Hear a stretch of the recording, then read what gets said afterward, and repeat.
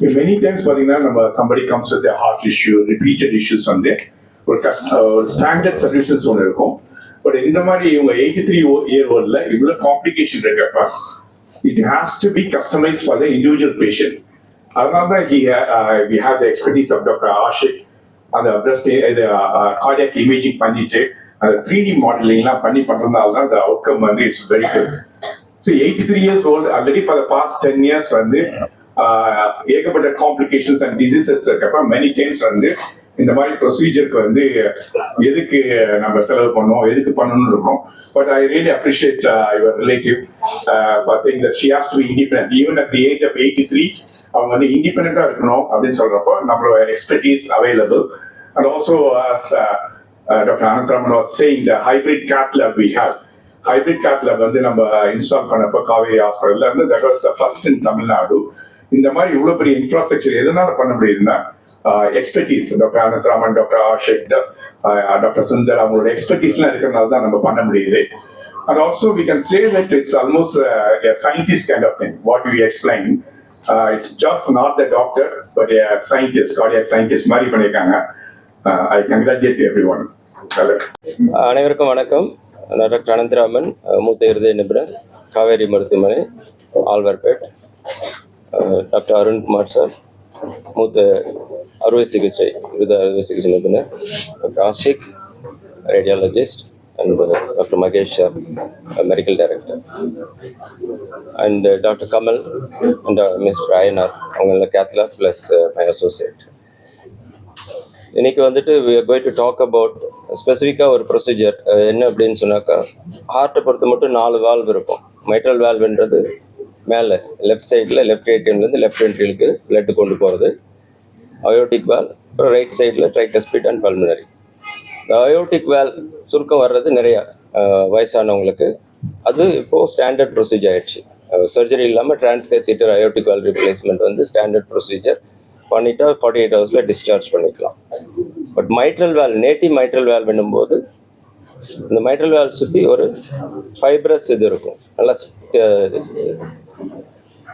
டஃப்பாக இருக்கிறதுக்கு. ஏன்னா ப்ரெஷர் டிஃப்ரென்ஸ் அதிகம் லெஃப்ட் வென்ட்ரிக்கிளுக்கும் லெஃப்ட் ஏட்ரிக்கும் நடுவில். பட் சில பேருக்கு அந்த ஃபைப்ரஸ் இது வந்து கால்சியம் ஆகிடும். கால்சியம் ஆகிட்டா அதுக்கு பேர் மைட்ரல் ஆனுலார் கால்சியம்னு சொல்கிறது. இந்த மைட்ரல் ஆனுலார் கால்சியம் வரக்குள்ள சில பேருக்கு சுருக்கம் வரும் வால்வில், சில பேருக்கு வால்வில் லீக் வரும். இந்த பேஷண்ட்டுக்கு ரெண்டுமே இருந்தது, சுருக்கம் அதிகமாக இருந்தது, லீக்கும் இருந்தது.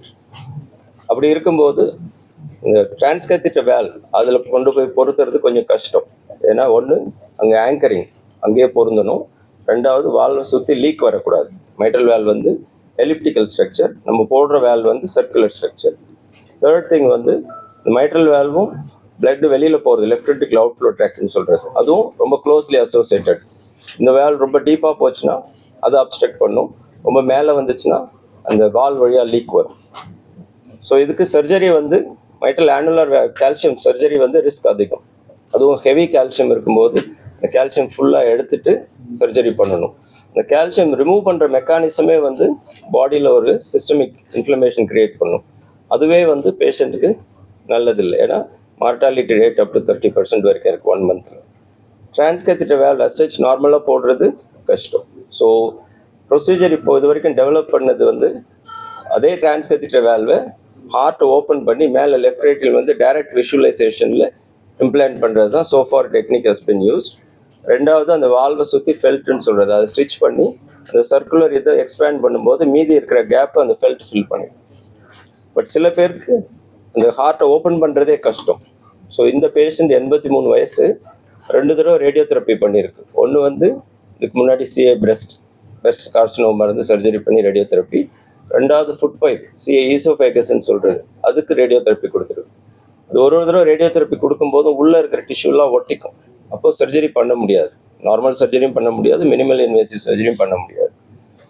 ஸோ இவங்களுக்கு அடிக்கடி ரெக்கரண்ட் ஹாஸ்பிட்டல் அட்மிஷன், மாதம் 2-3 தடவை அட்மிஷன் இருந்தது. இது போக மற்ற ப்ராப்ளம்ஸும் இருந்தது, ஸ்லீப் ஆப்னியான்னு சொல்லிட்டு அதுக்கு நைட்டில் மெஷின் வைக்கிறது, ப்ளஸ் டிபி இருந்தது 6 months பேக். அப்போது ட்ரீட்மெண்ட் ஆப்ஷனே இல்லாமல் இருந்தாங்க, சர்ஜரியும் இல்லை, ஷி வாஸ் சஃபரிங். தூங்கவும் முடியாது, உட்காந்துட்டே தூங்குறது, கால் வீக்கம், மூச்சு வாங்குறது, இதே மாதிரி இருந்தது மாத்திரமா. ஸோ தீர்வு எப்படின்னு பார்த்தாக்கா ஹார்ட் டீம்னு சொல்கிறது, கார்டியாலஜிஸ்ட், இமேஜிங் ஸ்பெஷலிஸ்ட், சர்ஜன் எல்லாம் டிஸ்கஸ் பண்ணி for the first time in the world என்ன பண்ணோம் அப்படின்னு சொன்னால், இந்த சேம் ப்ரொசீஜர் ஹார்ட் ஓப்பன் பண்ணி என்ன பண்ணுறோமோ அது கால் வழியாக ஒரு சின்ன கட் பண்ணி டைரெக்டாக அந்த வால் போட்டு பொருத்துனது. ரெண்டாவது வந்து அந்த வால்வை சுற்றி எக்ஸ்டர்னல் ரேப், அடிஷ்னலாக ஒரு ரேப் கொடுத்து, ஸோ அது ஆங்கரிங்க்கு வால் உட்காரத்துக்கு ஹெல்ப் பண்ணும், லீக்கையும் ப்ரிவென்ட் பண்ணும். ஸோ அது பண்ணதுக்கப்புறம் அது கொண்டு போயிட்டு அந்த பலூன் வச்சு வால் ஓப்பன் பண்ணிவிட்டு, டெக்னாலஜி வந்து 3D echo and CT scan அதை யூஸ் பண்ணி அது ரெண்டுமே கேத்லாப்பில் வந்து பார்த்து வால் சரியாக பொருந்தினதுக்கப்புறம் அதை எடுத்தது. தேர்ட் மேஜர் ப்ராப்ளம், இந்த வால் பொருத்தும் போது மூமெண்ட் ஒரு சைடு இல்லை ஒரு சைடு இருக்கக்கூடாது, ஸ்ட்ரைட்டாக இருக்கணும். அதுக்கு அயோட்டிக் வேல்வில் ஒரு பலூன் வச்சு இன்ஃப்ளேட் பண்ணி கிஸ்ஸிங் பலூன்னு சொல்கிறது, இங்கே ஒரு பலூன் இங்கே ஒரு பலூன், அப்போது orientation will be direct. So this the first time இந்த வேர்ல்ட் இட்ஸ் பின் டன். கால் வழியாக transcatheter, transseptal, mitral valve in MAC, mitral annular calcium, with so much planning and 3D modeling. Patient is doing well. For 3 weeks ஆயிடுச்சு, she is at home. இந்த breathlessness எதுவும் இல்லை, நார்மலாக இருக்காங்க, நார்மலாக சாப்பிட முடியுது. மொபிலைசேஷன் கொஞ்சம் கொஞ்சமாக பண்ணுறாங்க, ஏன்னா அந்த டிபி ஸ்பைன் இருந்ததுனால ரொம்ப நாள் பெட்டில் இருந்தாங்க. இப்போது கொஞ்சம் எந்திரிச்சு நிற்கிறது நடக்கிறது ஆரம்பிச்சிருக்காங்க. breathlessness கம்ப்ளீட்டாக இல்லை. So this is the procedure. Surgical சைடோ இல்லை மற்ற சைடோ, if you need to ask any questions you can ask.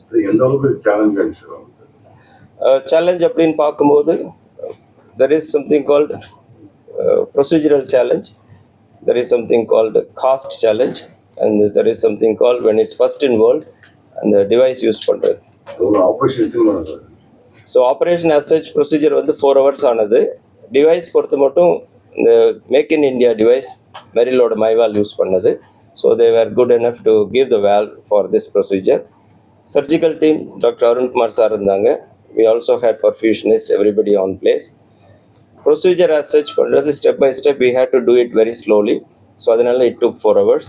Next time பண்ணும்போது it should be fine. We should be able to complete in less than 1 hour. Cost sir Total cost was around 16 to 18 lakhs. Insurance government scheme cover ஆகுது. Insurance, all insurance will cover.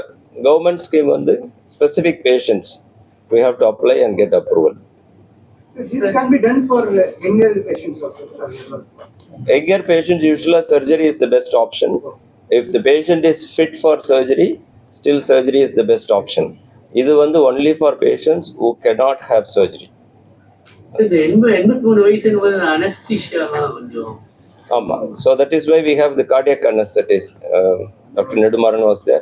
And the cardiac anesthetist, specifically, they are used to dealing with this kind of sick patients, elderly patients.